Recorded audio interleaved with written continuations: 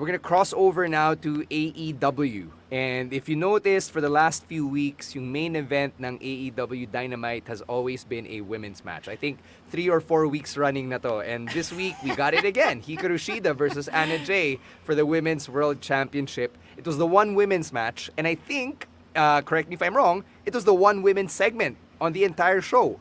And they saved it for the main event. Yeah, it was. It was, really was. So he's been doing this lately. He did Death Before Dishonor with a women's main event. He was doing Rampage a couple of weeks ago, a couple of weeks running now with a women's main event. Then he did this for the second week in a row.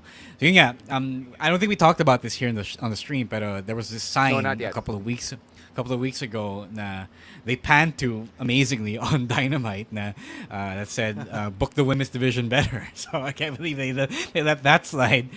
So ito, apparently Tony Khan's idea of booking the women's division better is putting them in the main event. And over the weekend, but it has to be mentioned that Lufisto, an indie veteran who is a woman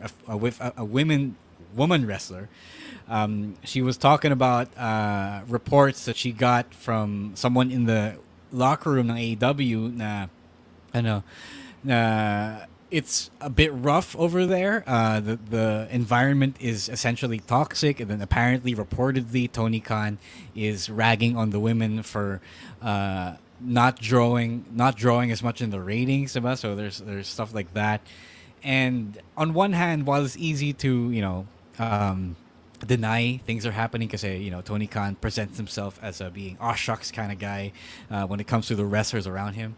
You can also kind of see it manifest in the way the show is booked, the way some of the women act on Twitter. Diba? There are some of them being bullies, and then one thing doesn't line up with the other. Diba? So it's pretty sad. Yeah. I can see that Tony Khan really doesn't value the women as much.